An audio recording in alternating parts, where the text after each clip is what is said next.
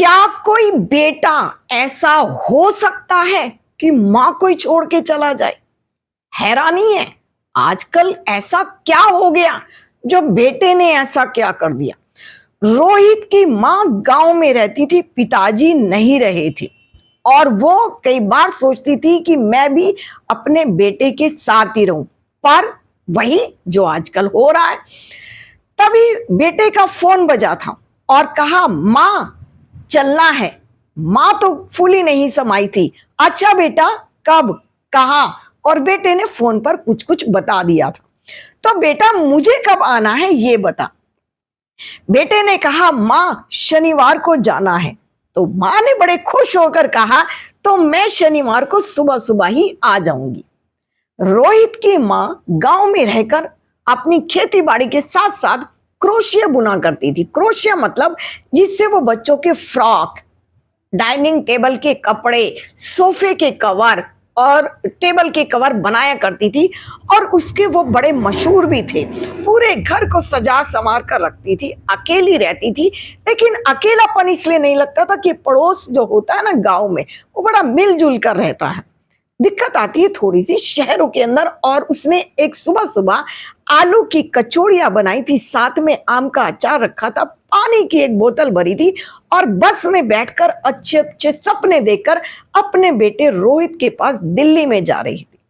अब बस अड्डे पर पहुंची, फिर फोन किया बेटा अब मुझे कैसे आना है। और बेटे ने बिना किसी झिझक के मां को बता दी था मम्मा यहां से रिक्शा में बैठो और 10 रुपए दो और इस गली पर उतर जाना, वहां मैं आ जाऊंगा। कितना महान था वो बेटा जो अपनी मां को लेने के लिए बस अड्डे तक भी नहीं पहुंचा था। लेकिन मां थी कि फूली नहीं समा रही थी। आज मेरा बेटा मुझे वो तीर्थ स्थान कराएगा, पता नहीं मेरे मरने के बाद मैं वहां जा पाऊं या ना जा पाऊं। मेरे जीते जी तो मैं हरिद्वार को देख ही लूंगी, 2 डुबकी तो मैं लगा ही लूंगी। अब घर पहुंची थी। घर जाके बहू ने बड़े अनमने मन से पानी का गिलास दिया। समझ तो मां अंदर ही अंदर गई थी कि क्या चल रहा है। और तभी शाम का समय भी हो गया था जब वो घर पहुंची थी। जाकर देखा तो सामान सारा पैक हुआ था। बेटा और बहू और उनका 15 साल का पोता कुक्कू तीनों के तीनों तैयार थे। अब मां को अंदर ही अंदर लग रहा था कि मैं भी जाऊंगी। लेकिन हुआ क्या?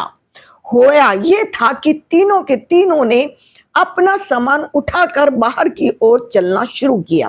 तभी मां चौंक गई कि बात तो कुछ और ही है, कुछ बता क्यों नहीं रहा। तभी बेटे ने धीरे से मां के कंधे पर हाथ रखकर कहा था मां आप थोड़ा सा घर की देखभाल कर लेना। अब मां बुरी तरह से चौंक गई थी। ये तो उन्होंने सपने में भी नहीं सोचा था कि जो वो रास्ते भर सोचती आई थी उसके बिल्कुल उलट ही हो गया। यानी कि मैं घर के अंदर रहूंगी, क्या मैं बुढ़ापे में भी हरिद्वार नहीं जा पाऊंगी? मेरा बेटा मुझे कहीं लेकर नहीं जा रहा है। लेकिन मां थी, कहीं ऐसा ना हो पति पत्नी में बहस हो जाए और उनकी आगे की यात्रा खराब हो जाए, इस डर से वो थोड़ा सा चुप हो गई थी। और तीनों के तीनों 2-3 दिन के लिए बाहर चले गए थे ऋषिकेश घूमने के लिए, क्योंकि कुक्कू की दशहरे की छुट्टियां पड़ी हुई थी और उसने जिद की थी कि मुझे कहीं बाहर घूमने जाना है। 2-3 दिन बाहर रहे और मां कोई अनजान होना तो गेट मत खोलना। अब मां चुप हो गई थी और अंदर से गेट बंद कर लिया था। अब उन्हें 1 दिन हो गया, 2 दिन हो गए, लेकिन उन्हें एक जिम्मेदारी का एहसास हुआ कि उनके घर में एक कुत्ता पला हुआ था शीरो, जो कि बार बार परेशान हो रहा था। पहले तो उन्हें काटने के लिए दौड़ा था क्योंकि वो अनजान थी, लेकिन उन्होंने उसके सामने दूध रखा था, रोटी रखी थी और बड़े प्यार से जब हाथ फेरा था तो शीरो उनके आगे पीछे घूमने लगा था। अब शीरो को घुमाने के लिए भी ले जाना पड़ेगा, कैसे? क्योंकि वो कभी कुत्ते नहीं पालती थी। फिर भी वो शीरो के साथ बड़ी सावधानी से बाहर गई थी और उसको घुमा फिरा कर ले आई थी। अब जैसे ही वो बाहर निकली थी, 2 दिन हुए थे, पड़ोस में से एक गुड़िया ने पूछ लिया, जो बेटी थी लगभग 20-22 साल की, आंटी जी आप कौन हैं? तो उन्होंने बताया मैं रोहित की मम्मा हूं। आप कैसे आए आंटी जी? कुछ नहीं, रोहित कहीं गया है और वो मुझे यहाँ पर छोड़ कर गया है। तीसरे दिन उसने बड़े आराम से कहा था आपको पता है आंटी जी रोहित भैया आपको क्यों छोड़ कर गए हैं? क्योंकि वो जानते हैं कि शीरो की देखभाल कौन करेगा। बात बहुत सच्ची थी पर बहुत कड़वी भी थी। माँ को तीसरे दिन समझ आ चुका था कि उसको केवल शीरो की देखभाल यानी कि अपने कुत्ते की देखभाल के लिए माँ को छोड़कर चला गया। खुद तीरथ करने गया था, माँ को लेकर नहीं गया था। दिमाग में हल्की सी घंटी भी बज गई थी। अब 3-4 दिन हो चुके थे। बेटा और बहू वापस आए। माँ ने अपना सामान पैक कर लिया और जैसे ही बेटा बहू अंदर दाखिल हुए, घंटी बजाई थी। माँ ने गेट खोला था और उसके बाद अपना बैग उठाकर घर से बाहर जाने लगी थी। बेटे ने कहा, माँ आप जा रही हो? और माँ ने झन्नाटेदार खींचकर एक थप्पड़ मार दिया था बेटे के मुंह पर। अब बेटा चौंक गया और पीछे से बहू भी चौंक गई थी कि ये आते ही, घर के अंदर आते ही क्या हो गया? तूने क्या समझा था मुझे?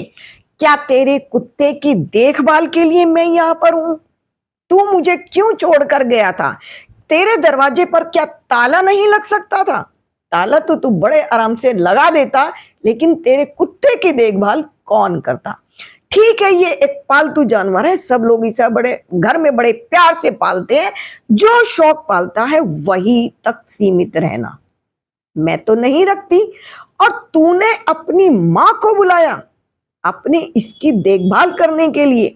और मेरे मन में था कि शायद मैं अब बूढ़ी हो चुकी हूं, आखिरी बार तो मैं हरिद्वार में 2 डुबकी गंगा जी में लगाकर ही आऊंगी। लेकिन तूने मुझे क्या समझा था? अब बेटा चौंक गया था कि ये उन्हें कैसे समझ में आ गया। उसने तो सोचा था मेरी माँ सीधी सादी भोली भाली है, लेकिन इतना समझ जाएगी ये उसने सोचा नहीं था। तभी पीछे से बहू ने बोलने की कोशिश की, मम्मी जी वो चुप, एक शब्द भी आगे मत बोलना। किसके कहने पर ये सब कुछ हुआ समझ में आ चुका है। और सुन, आगे से जब भी तू कहीं जाएगी अपनी माँ को बुलाकर यहां छोड़कर जाएगी। तेरे इस कुत्ते की सुसु पोटी तेरी माँ करेगी, ध्यान रखना। और दूसरी बात, मैं तो ऊपर वाले से एक ही दुआ करती हूं कि जैसी बहू मुझे मिली ऐसी बहू तुझे भी मिले। अब बेटा चौंक गया था और कुक्कू के चेहरे पर तो जैसे मुस्कुराहट सी आ गई थी। दादी तो आज पासा पलट चुकी थी। दादी का ये रूप तो उसने कभी नहीं देखा था।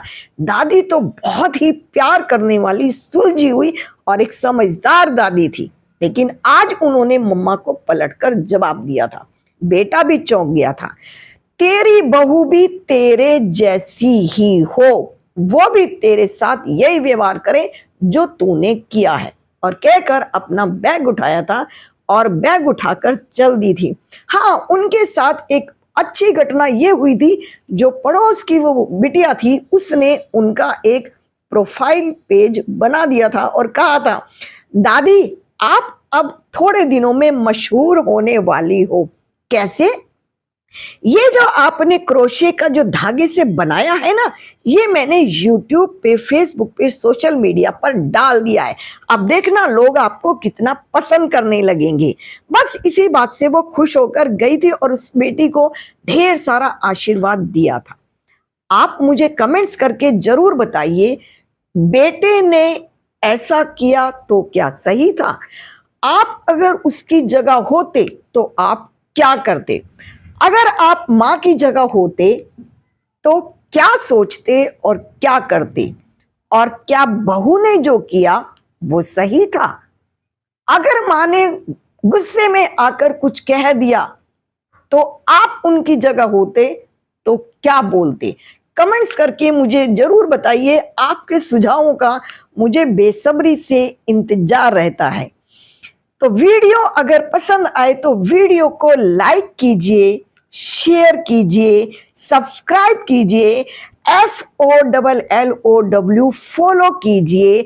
और अगर नहीं समझ आए तो घर में किसी से भी कहिए दीदी की वीडियो को फॉलो कीजिए। तो हंसते रहें, खुश रहें, मस्त रहें, जिंदगी को जिए, काटिए तो बिल्कुल नहीं।